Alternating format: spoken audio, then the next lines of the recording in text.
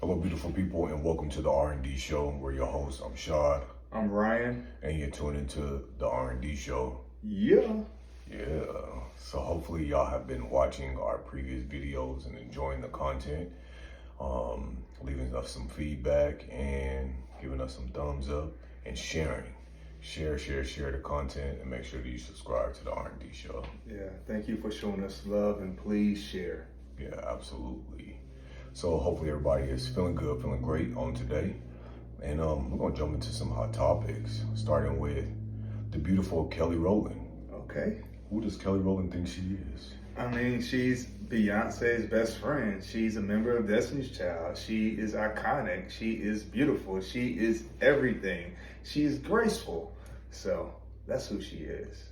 Kelly Rowland is one of the most iconic and famous people in the world. She is global. She's worldwide. She has created a name for herself, Kelly Rowland, outside of the group Destiny's Child. And so it's interesting that people still always want to attach her just to Beyonce and not give her the individual space that she's created for herself, the lane that she's created for herself, the name that she's created for herself. She's a singer, she's an actress, she's a producer, she's an activist. She's a lot of things. She is Kelly Rowland. And so it's interesting that even in interviews, people feel the need to bring up Beyonce as if they have to shine this light on Beyonce in order for Kelly's light to shine when Kelly's light is already shining alone. And she doesn't need to be attached to Beyonce. Yeah, I agree. It's kind of like Michael Jordan and Scottie Pippen. You know, people really didn't give Scottie Pippen his flowers like he should have gotten because he played with like the greatest, arguably the greatest of all time. And the problem here is that Kelly Rowland is attached to the greatest of all time. And so it creates a little bit of, conflict, not for her, but for interviews, because people want to understand more about Beyonce. Sometimes they'll use the person closest to that person to understand about that particular person. But Kelly deserves her own space. She's truly a light. She's multi-dimensional. Like you said, she acts, she sings, she models. I mean, she does a lot, and seems to be a great parent and a great wife. And so she has enough intrigue about herself not to really be asked about, the greatest of all time. And again, who does Kelly Rowland think she is? Let's see. Kelly Rowland thinks she knows exactly who she is. Yeah. And I asked that question again because she was supposed to guest host on the Today Show on Friday. And instead, she ended up walking out of that situation and did not guest host because who does Kelly Rowland think she is? Kelly Rowland thinks she is a woman who deserves the respect, who deserves to be treated a certain type of way when it comes to her brand, when it comes to her name, when it comes to the work that she's put in since the age of 15, 16 years old, now in her 40s. She deserves to be treated like the legend that she is. That's who Kelly Rowland thinks she is. And it has nothing to do with being better than someone else. It's the simple fact that you've worked so hard to get to the space and this place of where you're at. And so you deserve to reap those benefits in a certain type of way, on a certain level. You know what I mean? And so I guess, allegedly what happened is J-Lo was also scheduled to appear during a segment of the show, and they gave J-Lo the dressing room, because what's been going around is the dressing rooms at this place are either really small or they don't have much, many dressing rooms to choose from. So the one where you would think someone who's going to be hosting for a whole hour would have the dressing room, where she's able to fit her glam squad and, her people in this same space. But instead, she would have had to go to different rooms in order to fulfill a certain type of look, to fulfill a certain type of vibe, and to accomplish what needed to be accomplished for her to be on the show for a whole hour. And Yeah. she, probably made the executive decision that this isn't going to work for me. This does not work for me. And because it doesn't work for me and my team, then, they bowed out gracefully. She told it the Today Show, not today. Pretty much. Basically, not today. But as I sit here and I think and I reflect, Kelly Rowland is an icon in her own right. Jennifer Lopez is an icon in her own right. And it could be it's arguably that Jennifer Lopez in her own right has a bigger star power and has done more by herself than Kelly Rowland in terms of movies, in terms of musical career. So like I can get the point, but I need to know more about this story. Do we really think that Kelly Rowland left only just because of the dressing room? Was it more than that? Was it mistreatment? Was there lack of respect in other ways? Because she was going to host the Today Show. She would have an hour segment, on screen, on TV to promote the movie and things of that nature. I actually think she probably would have, sucked it up and done it. I believe there's more to this story. I don't think it's just about a dressing room. And if it is, I can see where she's coming from, but also can see where the Today Show is coming from as well. Is you do have Jennifer Lopez. She sang at the at the inauguration, the Star Spangled Banner. She's done the Super Bowl halftime performance. She's been one of the top actresses in the world. So if J-Lo, Kelly Rowland, that's a tough choice. I don't think it's a tough choice at all. I think it's simple. If you've asked someone to come and co-host on the show, then you treat them like this is their show. You don't treat them like they're a guest. You treat them like a member of the show because you've asked for them to come and be a co-host on this show.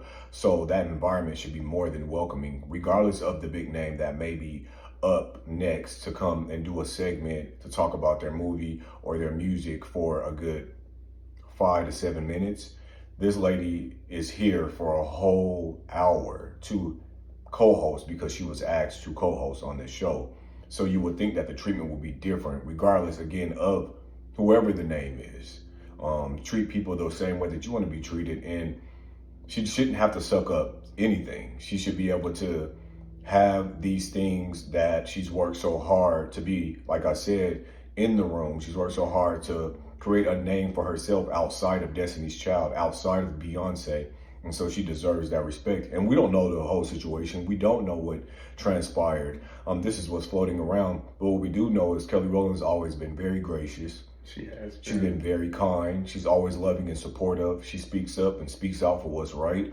And so people can try to paint this picture of an angry black woman or, again, who does she think she is? She knows exactly who she is, and she made the right decision for herself. I don't know about that. I guess maybe that moment she felt like she was making the right decision, but there's also thinking about the bigger picture, thinking about, okay, this is an hour, 2 hours, I have to suck this up, but also I'm here to market a film, promote a film, and she didn't get that opportunity to actually do that. So I think from that standpoint, we don't know. For me personally, I don't know if she made the right or wrong decision. And I think in that moment, she might have felt like she was making the right decision. But sometimes we make a decision in a moment and it could be out of emotion. And we realize maybe it wasn't the best decision. I need to think about it from a long-term perspective. Just a dressing room should not necessarily be a reason why I'm not going to do something. I'm going to look at the bigger picture of things. Say, yes, I don't like this dressing room I'm in. I feel like I deserve the bigger dressing room. But hey, I have something to promote. I'm going to get out here. I'm going to shine my fucking light. I got a whole hour to shine my light. I'm going to focus on that rather than, whatever happened. But I do know that Kelly has always been super gracious. That's why I feel like it's probably more to the story. And if it's not more to the story, she's human. And she can have that moment of feeling like, who do they think they are? Like, I'm here, I'm co-hosting. I'm going to be here for a whole hour. And she's going to be here, J-Lo's going to be here for 8 minutes. And she gets this bigger room, so I understand where she's coming from. So I understand both sides. Yeah, and you get tired of inconveniencing yourself just to suck up situations just because. At some point, you put your foot down and you stand on business when it comes to who you are as a person, and that's with anybody.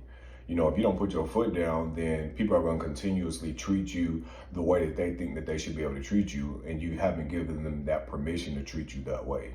So as I said before, we give people permission as to how they treat us, and clearly she didn't give nobody permission to treat her a certain type of way, which is why she decided to exit. So it is what it is. We'll see how it plays out.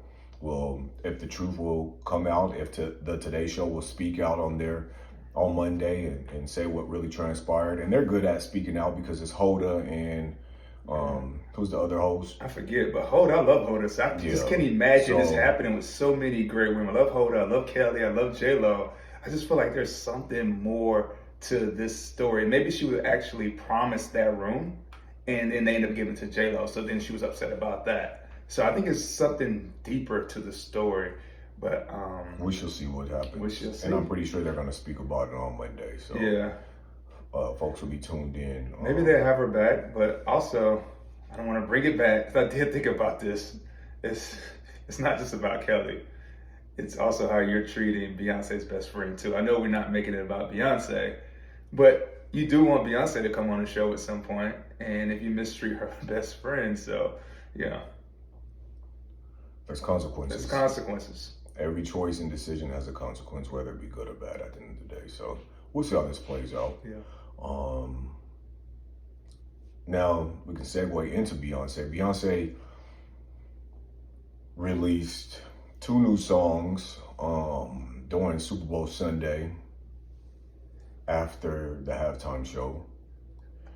She released 2 songs, 16 Carriages and Texas Hold'em, during her Verizon commercial, and where she made upwards to $30 million to appear in a 60-second commercial. Dang.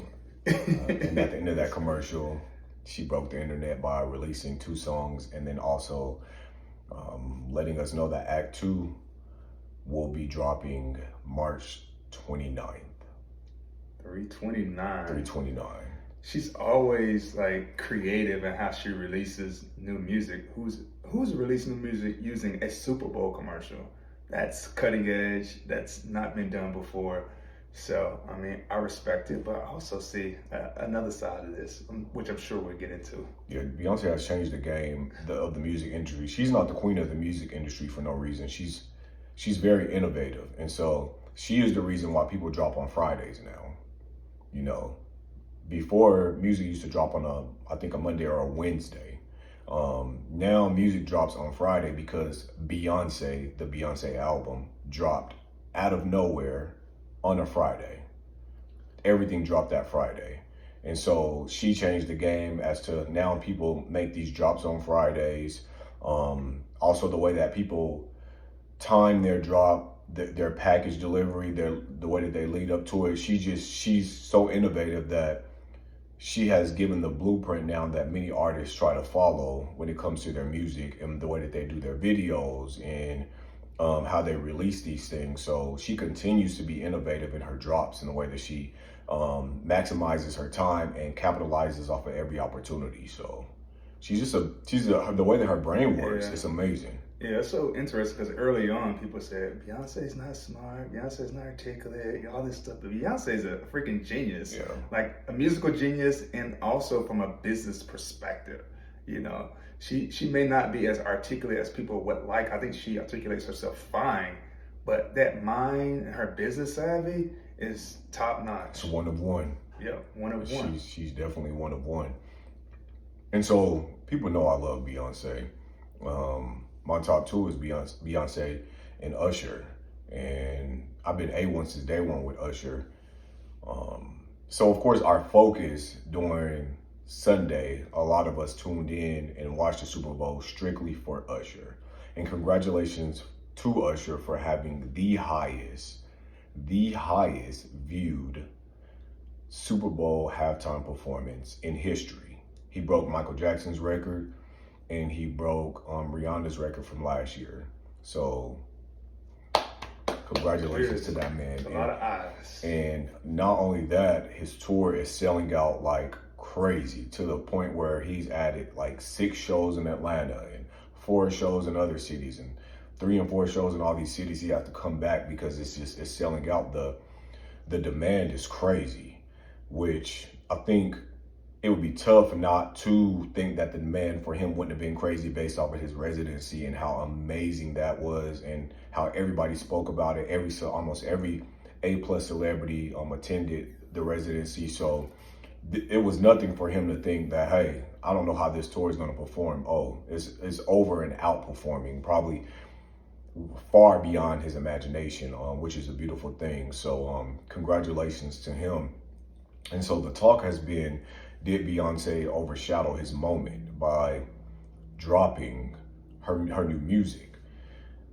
And I won't lie, for a moment, it put it like a little bit of a bad taste in my mouth, only because I did feel like, yes, overall, Beyonce is the biggest artist in general. She's bigger than anybody, period. She's the biggest artist of all time right now.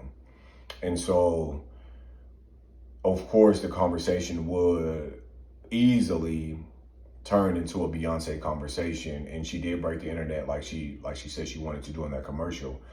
But the timing of it, was the timing of it where did she overshadow his moment? And when I think about it, I don't think that she overshadowed his moment, because clearly he did what needed to be done.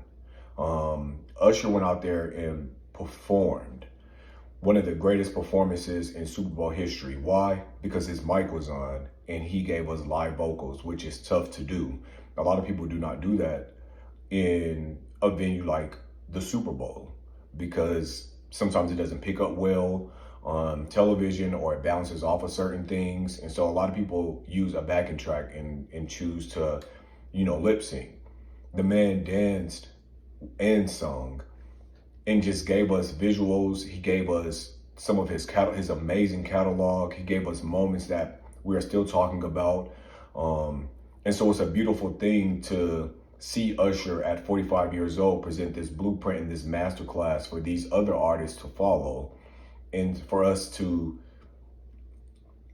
if you forgot, remind you why he is a legend, why he is a GOAT, and what longevity looks like. You know what I mean? Don't be so quick to count this man out. He just gave you a reminder, and his tour selling out again is a reminder of his legacy and why, Usher is Usher. At the end of the day, there's no way to overshadow Usher being Usher. Let's just put it that way. However, yes, it would have been great for that music to drop probably the next day. Just to give him that, to continue to let him have that moment. But I know Usher and Beyonce and Jay-Z are friends. And I'm thinking, maybe a conversation was had. We don't want, how are you going to feel about this? And Usher and Beyonce, both of them operate in a space of everybody needs to win. We want everybody to win. That's their thing. They're not people that dog other celebrities, drag other celebrities, talk down to other celebrities, bully other celebrities. They are two people who root for other celebrities to win. And they also will extend a hand to help bring them up. You know what I mean? So in my mind, I'm thinking the conversation was probably had, and he was already aware that Beyonce would be dropping new music. Yeah, Usher gave an amazing performance. He danced on skates. He even allowed Alicia Keys to do what she does best, go off key. Not just joking. I love Alicia Keys. That's dope. Yeah, I believe they had a conversation. Beyonce and Usher are friends. Jay-Z has something to do with designating who's going to perform for the Super Bowl. So I definitely believe that a conversation was had. But it's kind of like they both can win because it brought more traffic to social media. So as you're looking up Beyonce stuff, you're seeing Usher stuff and vice versa. So sometimes just having, two things drop at the same time brings more attention to a platform and allows both of you all to win. So I don't think it necessarily overshined him. I definitely know that Beyonce is gracious. She's always been gracious, and she probably would have had that conversation with them. And so now we got our two-phase Beyonce and Usher. We get to remember them with this because of the Super Bowl and dropping music and performing. and Usher performing at the Super Bowl. Absolutely. It makes for a great Black History Month. It makes for a great 2024 because we have so much to look forward to in 2024. Our icons are doing amazing things, and we get to experience and witness that and be a part of that. And so that's just a beautiful thing in general. And everybody wins at the end of the day. You know, again, we shouldn't pit them against each other. Instead, we should be able to support them and celebrate them. And but do you think if it would have been Nicki and maybe another rap artist, if it would have been two women, it would have been perceived differently? The fact that it was like Beyonce and Usher, it's looked at it differently. But if it had been like, what if it was Rihanna's halftime performance and Beyonce dropped it? Then it would have seemed more like a competition to people, which is interesting. Yeah, it was something to think about. Probably would have. And a lot of arguing, a lot of fans going back and forth, not understanding that, hey, maybe they already had this conversation, there was an understanding. I mean, so we never know, but at the end of the day, Usher's winning. Yeah. And I think that we can't take away from the fact that he is winning and what he has done is going to be talked about for years to come. Like, if whatever his goal was, he definitely accomplished it, and we are proud of him. A lot of people only tuned in to see him, so he did what needed to be done at the end of the day. And speaking of Beyonce and, you know, the music, 16 Carriages is a beautiful song. Love that song. Well written, the vocal on it, and it's country. Beyonce is doing something that we knew she would probably do because she gave us daddy lessons, and she's always showed us this part of her that was country. As far as even in her videos, she'll wear, you know, country inspired outfits and attire and hats and be on horses and all the rest of this stuff. So it's not too far off of, you can't just say she came out of the blue and wow, I'm shocked. It's tough to, I mean, she performed at the Country Music Awards one year with the Dixie Chicks. So it was expected. People just didn't know when and how. But the way that she's able to do this and shine the light on Black country artists, because there's some amazing Black country artists that's already out, that's pretty relevant. But when you have a bigger celebrity do something, it also opens that light even more to other Black, you know, country artists, for us to learn more about them and to be introduced to them. And so a lot of people, you know, have had things to say, well, she's not the first, there's been Black, you guys are just uneducated or unaware. Sometimes people aren't into country music, you know, so they don't go looking for these artists. But now they will go looking for these artists because a big name like Beyonce is now a country artist. Yeah, I think a lot of these predominantly Caucasian stations that played this country music, they were scared to play Beyonce, but I think they should embrace it, because in embracing it, they're going to bring more viewership, more listeners to their platform. Because a lot of us, you know, we haven't been intrigued by country music for a while.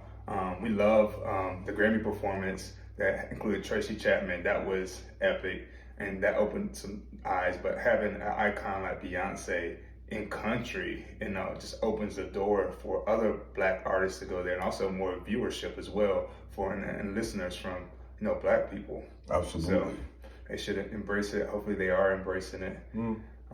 They feel threatened, but I'm saying it's abundance. It's enough for all of us. I'm like, they try to take ownership of a country like it was originally theirs. No, Black people started country music. We all know this. You know, we allow you guys to use it. Well, we created other things, but like we originated country music. So we're just taking back what's ours. Reparations. And, you know, some people can't take that. Of course, there's been some talk and there's some negativity, once again, on social media where you have Caucasian people going in hard and who does she think she is? And fear mentality, fear. We're not going to support this. She's not a country artist. We're not going to play her encore. So the fans have been going so hard that it's forcing these radio stations to play her on country radio stations. You know what I mean? Those stations that kept saying, we're not going to play her because she's not a country artist. She is R&B or she's pop.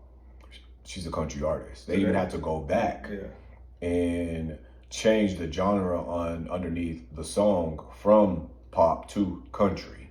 So it's like you try to keep people out of these spaces that were created for us already, but That we somehow, created. yes, that was created for us already by us. By us. Yeah, you want to keep us out because now you've taken over it. But Beyonce is on track to have and to be the first to have a #1 country song as a Black artist on Billboard 200. That would be crazy. She's on track for this next reading. I think it comes out in March for her to be, and that's going to be mind blowing. Let me tell you what would be even more mind blowing is she won Grammy Album of the Year for this country album. That would be kind of insane that she had to cross over to country to do that, but she still would get her flowers. Absolutely. And of course, you know, they're going to try their hardest to keep her out of this space that she's fought so hard to be in when it comes to those big records, record of the year, song of the year, album of the year, and want to give her some other stuff, but give this woman what she's worked so hard for. Yeah. And we are already, early predictions is that she will finally get album of the year from having a country album. That's it. That's dead on that. You heard it first. You heard it here first. You heard it. You heard it here first. On the R&D show, Beyonce, album of the year. Not country album of the year, but album of the year. And it's actually Texas Hold'em that is predicted to be #1 song on Billboard by a country artist, Black country artist, Beyonce. Okay, B. So that's a beautiful thing. Moving forward. I said before in the video how important it is for us to hold our favorite artists or our favorite celebrities, people in general, but we're talking about celebrities right now, accountable.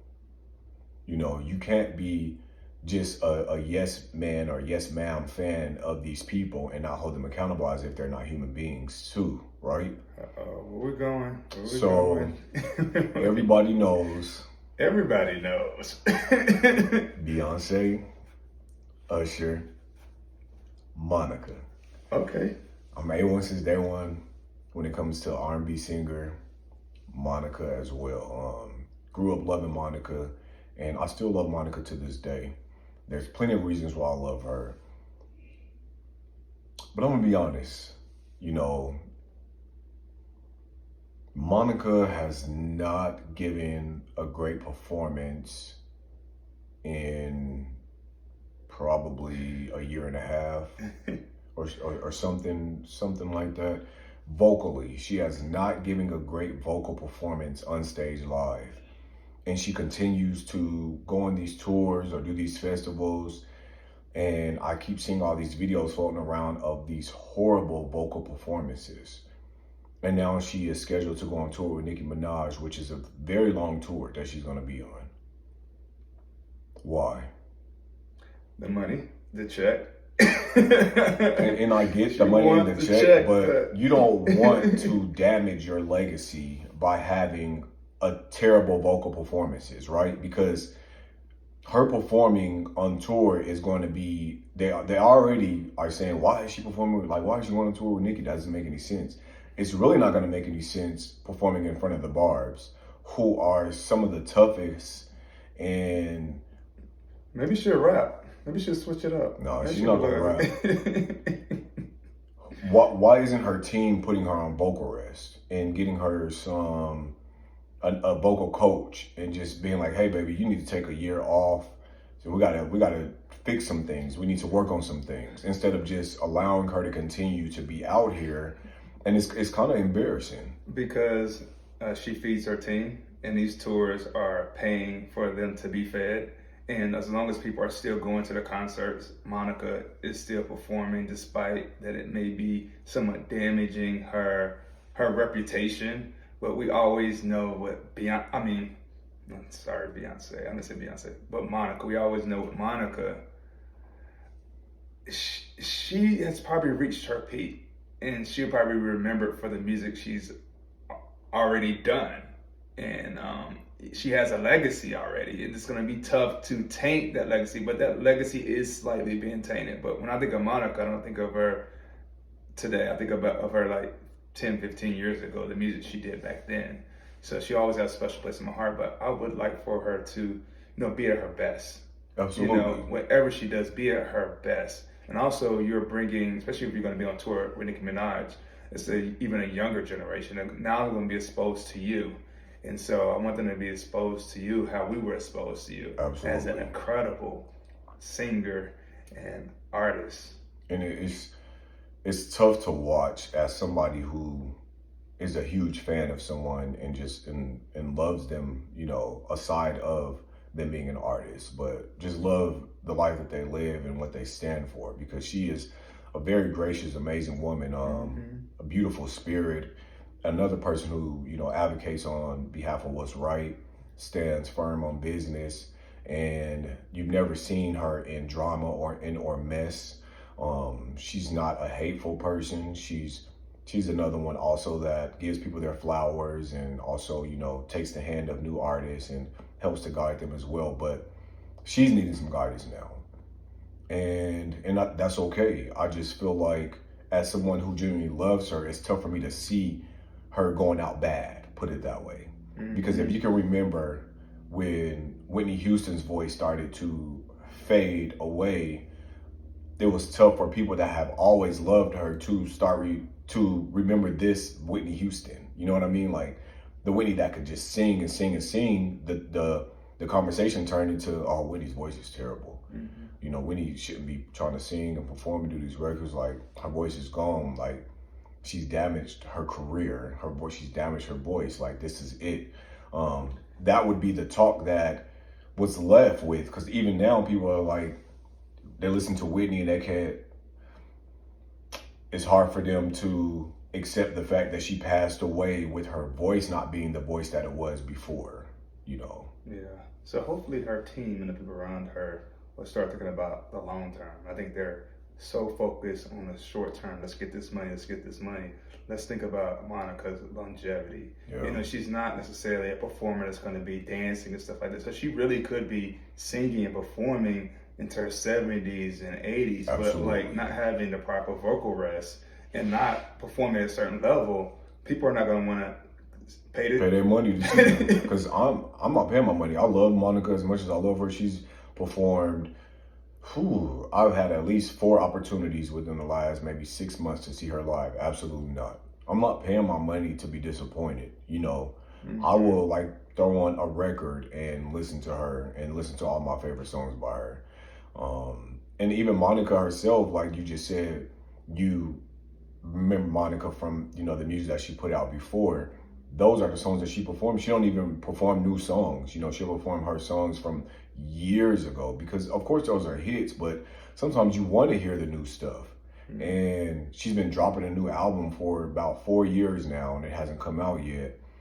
And it's like the anticipation for that is it continues to dwindle because, again, if she goes on this tour and she gives a bad vocal performance each night, who's going to want to buy that album? Who's going to be excited as a new fan and be like, oh, I cannot wait till this new music comes out?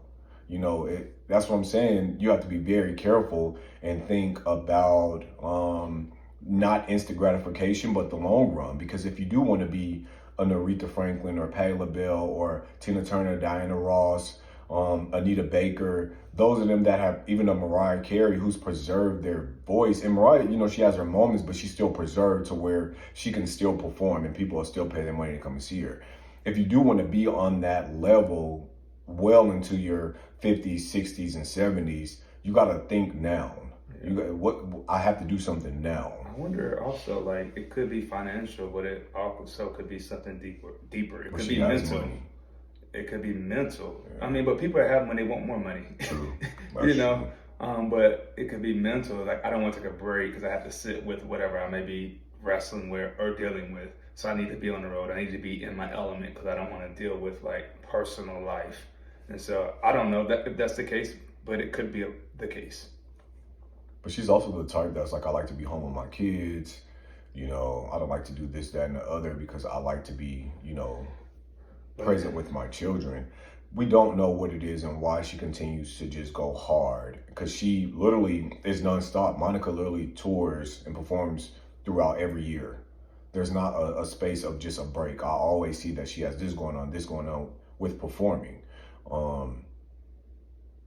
But I would love to see her just take a break. You know, just take a break.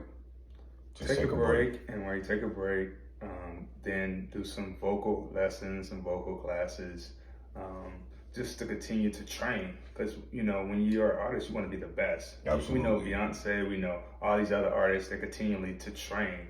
You know, LeBron James continually trains because you want to be at the top of your profession or be your best version of yourself. And as Beyonce told us all and showed the world during, you know, the behind the scenes of the Coachella, the movie, the one thing people do not like to do is rehearse. They don't like to practice because it requires too much time. You know, she's in rehearsals for 16, 20 hours. People don't want to do that. People don't want to take the time to have a vocal coach still, or to learn some hard choreography, or to continue to practice, even if they felt like it's right, but it looked back and it's still not right. People just, these artists don't want to continue to go through that artist development through their career. And you have to continue to do that if you want longevity. Look at Beyonce and look at Usher. This is what artist development, continuous work looks like, you know, and preserving your gift and making sure that you are doing what you have to do to protect that by any means necessary. You can't just say that I reached my peak, now this is it for me, and people gonna get what I give. No, we just gonna show up. Because eventually people are gonna stop spending their money to hear bad vocals every night. And I think the press is gonna become so bad that she's gonna have to start internalizing those things, because she does have a I don't care mentality. And I know people that know her and they've said that she said before she really doesn't care. But I think that this tour, if that press becomes bad, it's gonna start eating her up and it's gonna have to push her. Like we talked about last video, where sometimes decisions and choices, those consequences will push you and force you into this space now where you have to do something about it.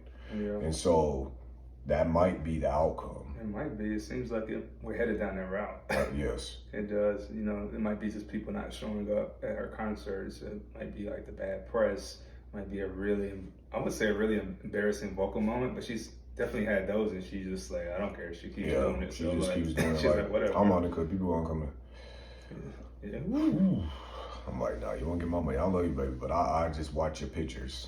Beautiful, beautiful gowns, beautiful pictures. Like, it's tough. But beautiful catalog. Amazing catalog. Monica, we ain't gonna take away. Yeah. I'm like, baby, you are amazing at what you do. Like, the catalog speaks for itself. Yes. You ain't got no point to prove, right? But if you decide to still go on tour and you're deciding to still perform in front of thousands of people, step back and just do some work on yourself. Do some work on your vocal so that you can give us the best and not just give us anything just because you're on the ticket. That's that on that. But I love you, Monica. Always and forever, just so you know. For sure. So we're gonna end this video. We're gonna come back with another video. Make sure that you thumbs up. You know, you like this video, you chime in on the conversation, and leave us some comments, leave us some good feedback, however you may feel about it, and subscribe. Share, subscribe. Share the video, subscribe. Thank y'all so much for tuning into the R&D show. We'll see you soon. Peace.